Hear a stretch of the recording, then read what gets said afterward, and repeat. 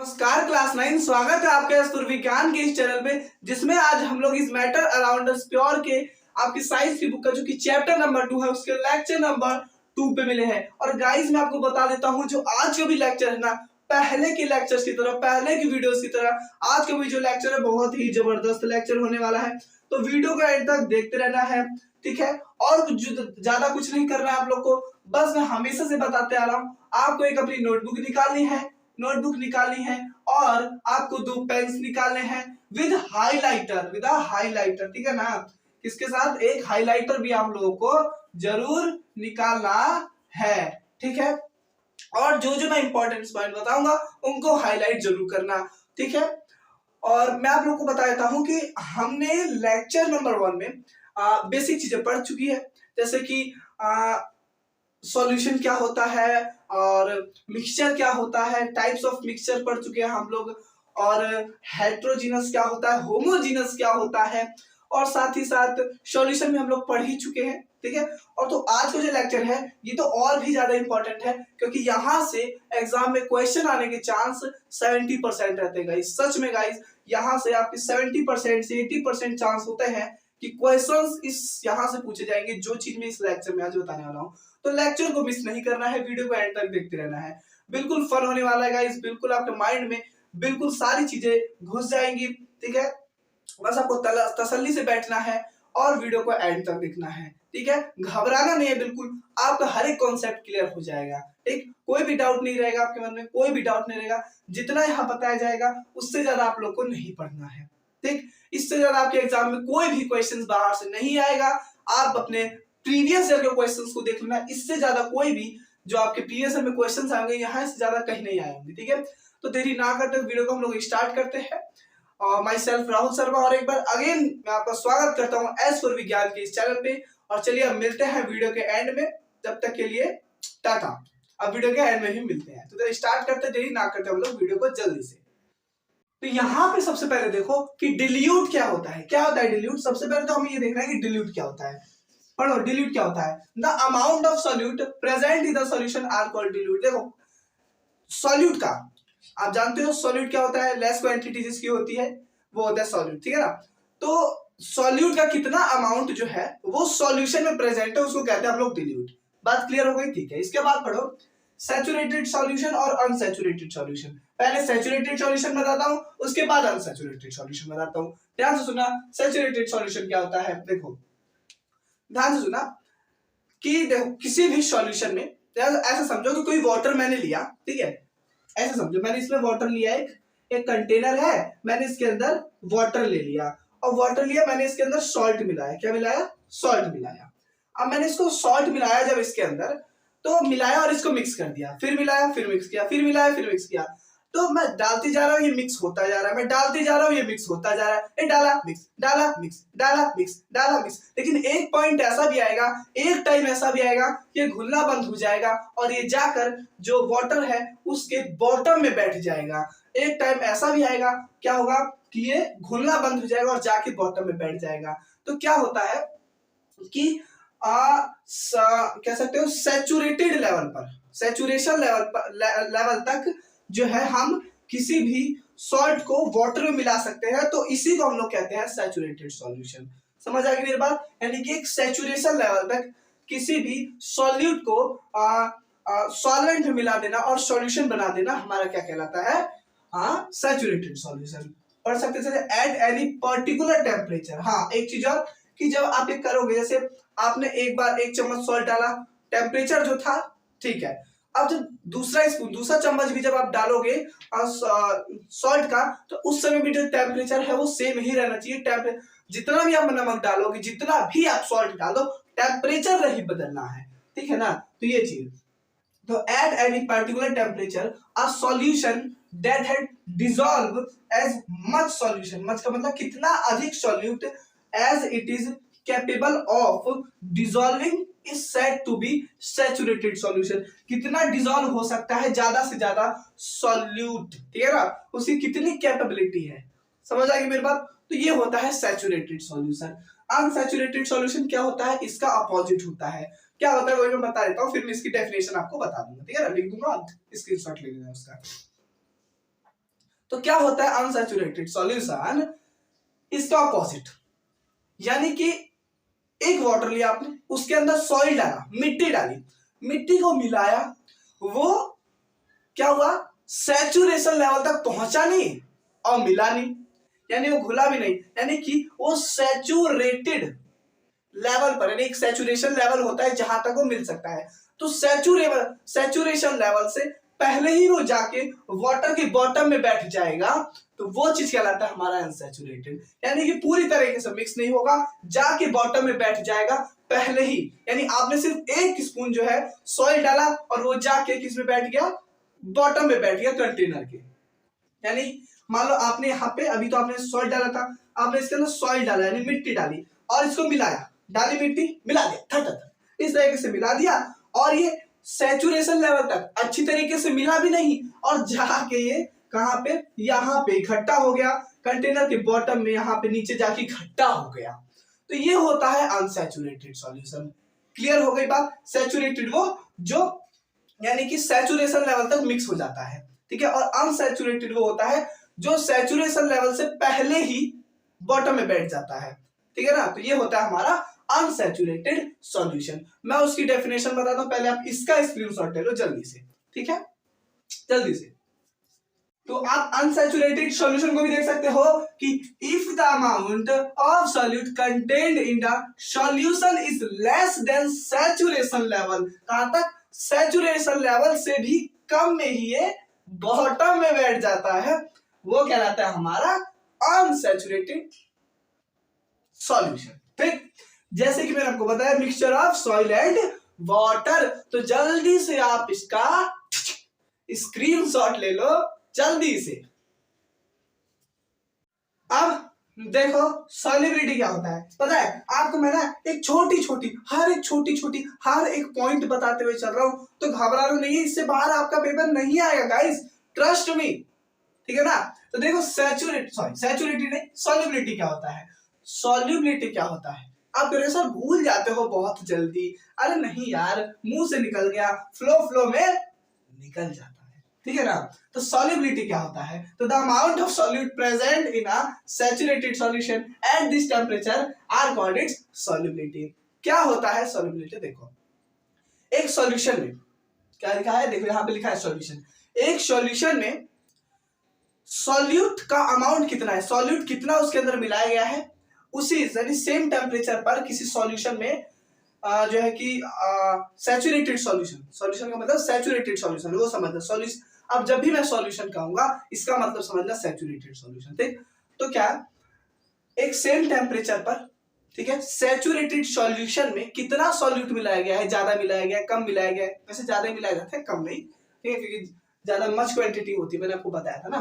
तो सॉल्यूट का अमाउंट कितना है किसी भी सैचुरेटेड सॉल्यूशन के अंदर, वो हमारा कहलाता है सॉल्युबिलिटी, ठीक। टेम्परेचर सेम लिखा है ना, एट दिस टेम्परेचर लिखा हुआ, देखो एट दिस टेम्परेचर लिखा है ना, तो क्या सेम टेम्परेचर इसका मतलब। तो जल्दी से आप इसका स्क्रीनशॉट ले लो, समझ आ रहा है तो मुझे कमेंट में बताना कि समझ आ रहा है कि नहीं, ठीक है ना। जल्दी से आप इसका स्क्रीनशॉट ले लो, इससे बढ़िया बताता हूँ मैं आपको, साफ कान खोल के सुन लो गाइस। क्या वीडियो जब मैं साइड हटता हूं तो इससे बढ़िया आप वीडियो को पॉज करके ना नोट डाउन कर लिया करो, इसीलिए मैंने आपसे कहा था कि आप अपनी नोटबुक और 2 पेन्स निकाल के विद हाइलाइटर लिखना है, ठीक। जल्दी से आप इसका स्क्रीनशॉट भी ले सकते हो, ठीक है, जल्दी से, चाहे आप वीडियो पॉज करके नोट डाउन भी कर सकते हो, कोई प्रॉब्लम नहीं है मुझे, वो आपके ऊपर डिपेंड है आप कैसे करते हो पढ़ाई, ठीक। मेरे प्यारे छात्रों और मेरे प्यारे छात्राओं, अब जो हम पढ़ने जा रहे हैं ना, यही से एग्जाम में आपके क्वेश्चन पूछा जाता है, मिस नहीं करना है, ठीक है ना। जब से बकवास हो रही थी, था तो अच्छी चीज थी, लेकिन एग्जाम में पूछे जाने का चांस कम था, यहां से एग्जाम में पूछा जाएगा आपके क्वेश्चन। तो क्या है, ध्यान से सुनना, बच्चे इसमें कंफ्यूज होते हैं, इसके फॉर्मूले में इसका क्वेश्चन कैसे करेंगे, उसमें दिक्कत होती है, नहीं होगी, मैं हूं ना, सच बता रहा हूं, बिल्कुल दिक्कत नहीं होगी। कैसे करना है देखो ध्यान से। कंसंट्रेशन ऑफ सॉल्यूशन क्या होता है, समझो, कंसंट्रेशन का मतलब कॉन्सेंट्रेट करना, ठीक, वो वाला कंसंट्रेशन नहीं है लेकिन, ठीक है।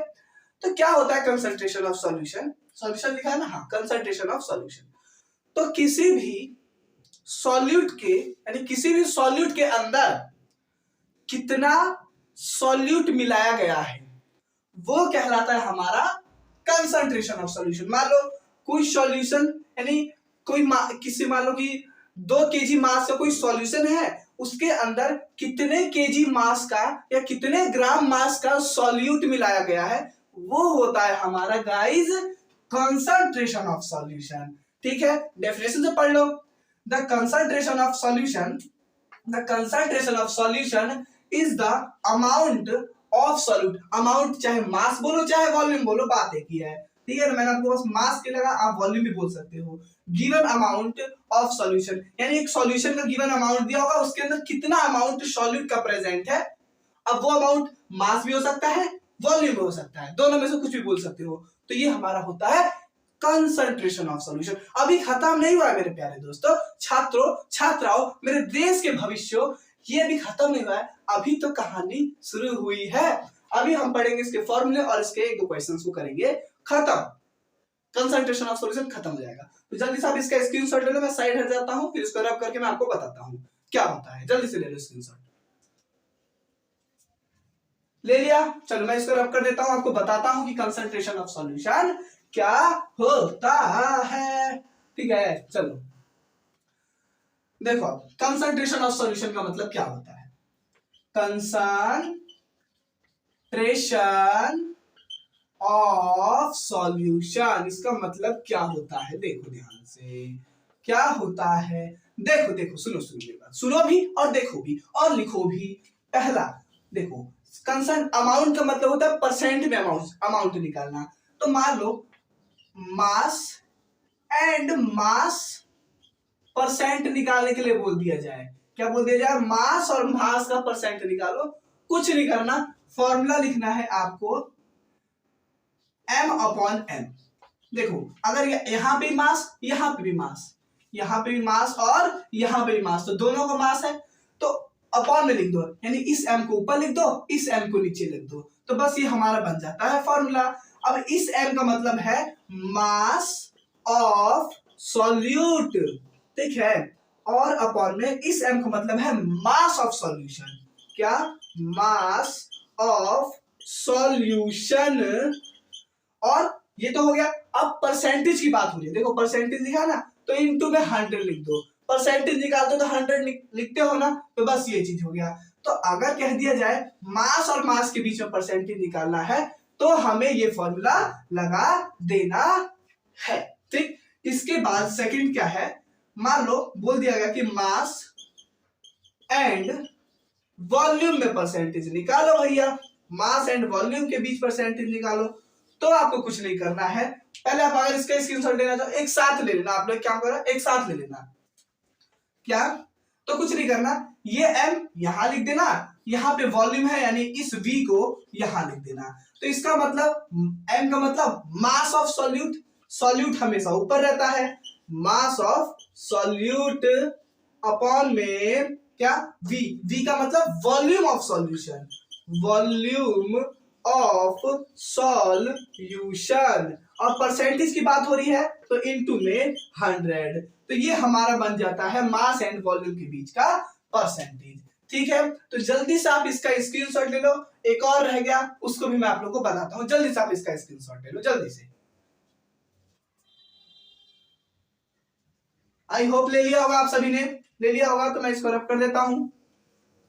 ठीक है, और बताता हूं आप लोग को कि थर्ड हमारा क्या है। और जो लास्ट जो फॉर्मूला है, थर्ड जो फॉर्मूला है वो है हमारा, मान low volume and volume percentage आपको बोल दिया जाए, वॉल्यूम एंड वॉल्यूम परसेंटेज निकाल के दिखाओ। तो कुछ नहीं करना, इस वाले v को यहां लिख दो, इस वाले v को अपॉन में यहां लिख दो। ऊपर रहता है सॉल्यूट, तो v का मतलब volume of solute, volume of solute. ठीक है, और अपॉन में यहां पे भी v है, तो नीचे रहता है सॉल्यूशन, तो वॉल्यूम ऑफ सॉल्यूशन इनटू में 100। क्या, परसेंटेज की बात हुई है, तो बस हमारे हो गए कंसंट्रेशन ऑफ सॉल्यूशन। तो यही 3 फॉर्मूले जो है आपके कंसंट्रेशन ऑफ सॉल्यूशन में काम आते हैं। ठीक है, तो जल्दी से आप इसका भी स्क्रीनशॉट ले लो जल्दी से, फिर इसमें इस पे बेस में एक आपको क्वेश्चन भी कराता हूं, कोई दिक्कत वाली बात नहीं, जल्दी से आप इसका स्क्रीनशॉट ले लो।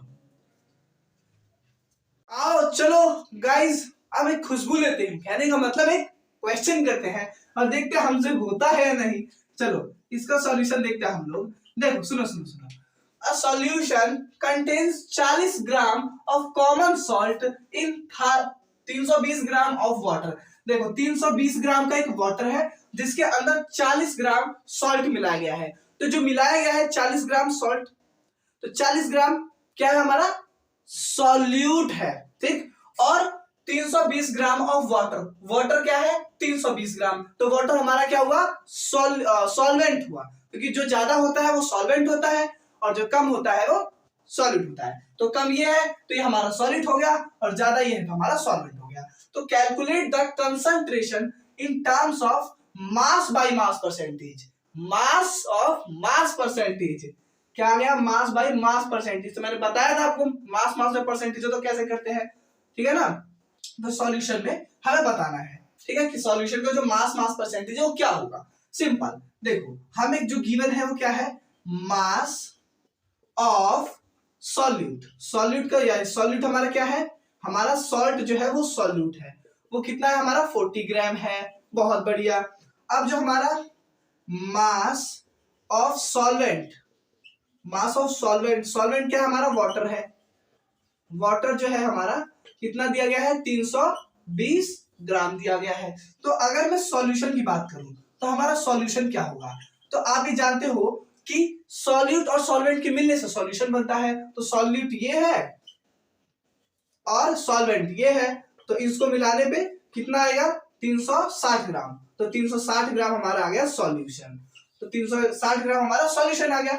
अब हमें जो बोला है मास बाय मास परसेंटेज, यानी मास मास परसेंटेज, तो फॉर्मूला क्या होता है मास एंड मास परसेंटेज का बोला गया। ऑफ लिख सकते हो mass by, sorry mass by लिख सकते हो, मास बाय मास परसेंट ये बोला गया है। तो इसका फॉर्मूला क्या होता है, इसका फॉर्मूला होता है m अपॉन m वाली टर्म, यानी कि मास ऑफ सॉल्यूट और अपॉन में मास ऑफ, एक सेकेंड ऐसे नहीं, mass of solvent, sorry solution, यही होता है फॉर्मूला, इनटू में 100।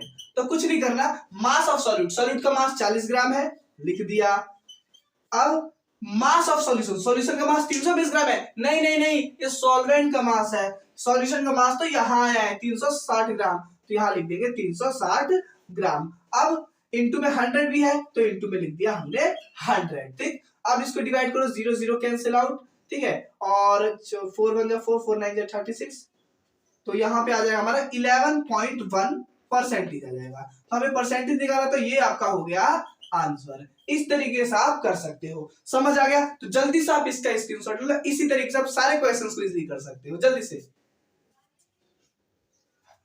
तो बस आज के लिए इतना ही गाइस, अब मिलते हैं नेक्स्ट लेक्चर में। आज जो लेक्चर पहले की तरह बहुत ही ग्रेट हुआ ही होगा। तो अगर वीडियो अच्छा लगे तो वीडियो को लाइक जरूर करिएगा, चैनल को सब्सक्राइब करिएगा अगर आप चैनल पर नए हैं, और अपने दोस्तों तक वीडियो को शेयर जरूर करना है, ठीक। तो चलिए bye bye guys, tata see you, जय हिंद जय Bharat. Let's meet now in the next lecture, bye bye guys, take care, जय हिंद जय भारत।